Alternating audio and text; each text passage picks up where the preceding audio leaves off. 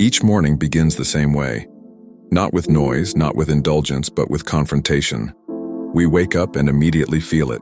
The pull, the heat, the restless hunger of desire demanding attention. Lust does not announce itself as an enemy. It arrives disguised as relief, as pleasure, as something harmless we deserve. And yet, we already know the truth.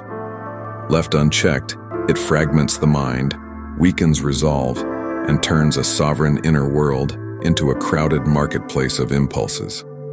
So we stand still before the day begins. We do not run from desire, nor do we wrestle it in panic. We look at it calmly, as one would examine a fire, useful when contained, destructive when worshipped. This path is not about repression. It is about authority.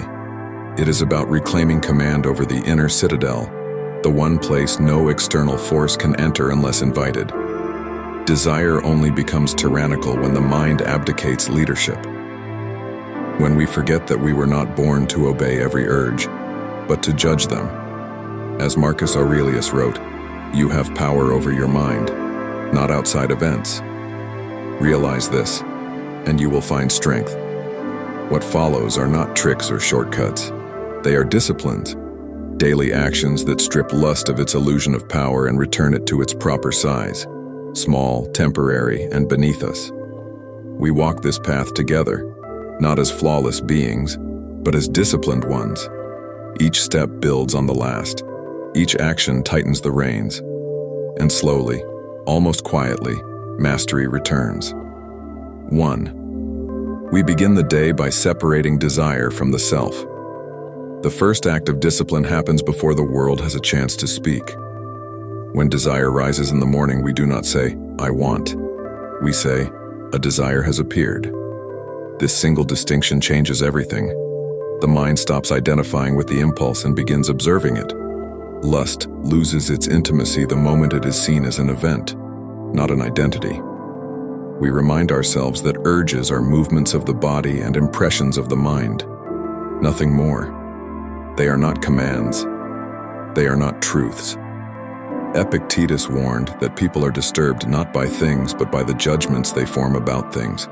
Lust becomes overwhelming only when we judge it as necessary, urgent, or uncontrollable.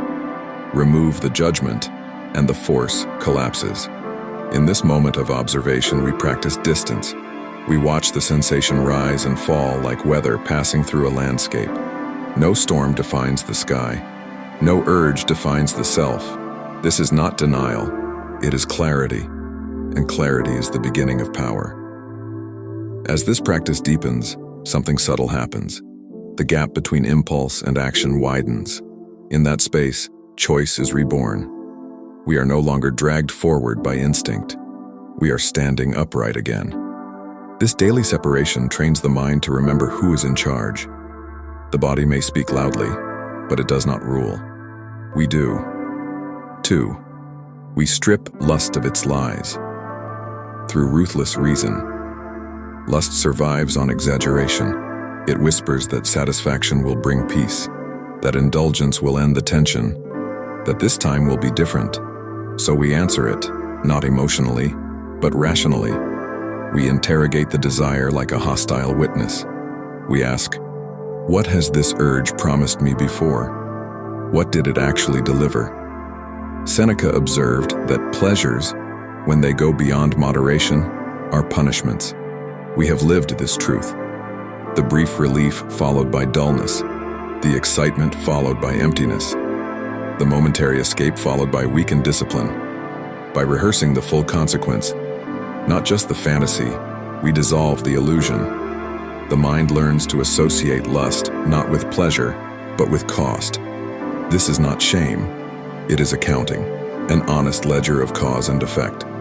Over time, the brain stops romanticizing the urge. It sees it for what it is, a short-term chemical surge with long-term consequences. Reason becomes a blade that cuts through illusion without anger or fear. This practice strengthens something far greater than resistance. It strengthens discernment. And a discerning mind is no longer easily seduced. 3. We train the body to obey, not to lead. The body is a powerful instrument but a dangerous master. Each morning we remind it of its place through voluntary hardship, cold water, physical exertion, stillness, discipline imposed by choice, not circumstance. When the body learns that comfort is not guaranteed, desire loses leverage. Lust thrives in softness. It feeds on excess ease. By choosing difficulty early in the day, we invert the hierarchy. The will commands, the body complies. Marcus Aurelius trained himself to embrace discomfort so he would never fear it. We do the same, not to punish the body, but to educate it. The lesson is simple. You will move when told, not when tempted. As the body adapts, cravings weaken. The nervous system recalibrates. Pleasure is no longer the default goal. Function is, purpose is, strength. This is how discipline becomes embodied, not theoretical, not abstract. Written directly into muscle, breath, and posture. 4. We guard the mind from corruption before it takes root. No battle is won at the moment of temptation. It is won hours earlier by what we allow into the mind. Images, conversations, idle scrolling, fantasy disguised as harmless distraction. These are seeds. Lust is merely the harvest. So we become vigilant gardeners. We remove what inflames. We starve what weakens.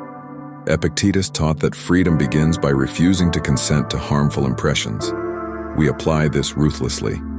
This is not fear of temptation. It is respect for cause and effect. A mind fed on restraint does not suddenly explode with excess. A mind trained on clarity does not crave chaos.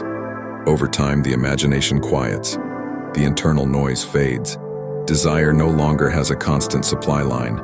And in that silence, something stronger grows. Focus. Direction. Inner peace that is not dependent on stimulation. 5. We redirect energy toward creation and service. Desire is energy. When denied expression, it must be transformed, or it will rebel. So we give it a higher task: work, study, craft, physical training, service to something larger than the self. Seneca reminded us that a busy mind devoted to worthy pursuits has little room for destructive passions. We experience this firsthand. When energy is spent building, it does not rot in craving. This redirection is not distraction, it is alchemy. The same force that once sought pleasure now seeks excellence. What once pulled us downward now drives us forward. As days stack into weeks, identity shifts. We are no longer people trying to avoid lust. We are people engaged in meaningful labor, and lust cannot compete with purpose. 6. We reframe abstinence as strength, not deprivation. Here the final illusion dies. Lust tells us that saying no is loss. We correct it daily. We remind ourselves that restraint is not absence, it is possession. To choose not to indulge is to keep something valuable intact. Marcus Aurelius wrote that self-control is freedom. We feel this freedom grow each time we refuse to be owned by appetite. Confidence deepens. Self-respect hardens into something unshakable. Abstinence stops feeling like resistance and starts feeling like alignment. The mind, body, and values move in the same direction. No internal civil war. No regret. This is where mastery becomes quiet. There is no drama, no struggle. Desire still appears, but it no longer rules the room. 7. We end each day with judgment, not guilt. At night we review, not to condemn, but to refine. Where did the mind waver? Where did it stand firm? Seneca practiced this nightly audit, believing that an examined day strengthens the next. We speak honestly, without cruelty. Failure becomes instruction. Success becomes reinforcement. And tomorrow sharpens. This daily reckoning closes the loop. Morning discipline, evening reflection. Over time, the cycle reshapes character itself. Lust fades, not because it was fought endlessly, but because it was understood, outgrown, and rendered unnecessary. And this is the final truth. Mastery is not the absence of desire. It is the presence of command.